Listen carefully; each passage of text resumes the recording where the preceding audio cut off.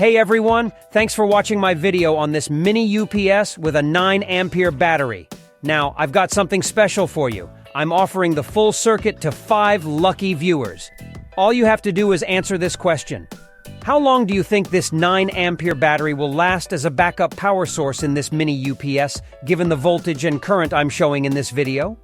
After watching the full video, leave your answers in the comments below. If you guess correctly, you'll be eligible to win the circuit. I'll be selecting 5 winners, but if more than 5 of you give the correct answer, I'll randomly pick the winners using a random picker website.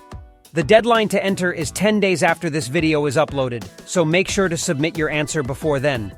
After the deadline, I'll be announcing the winners and showing the correct calculation in a follow-up post and pinned comment. So stay tuned.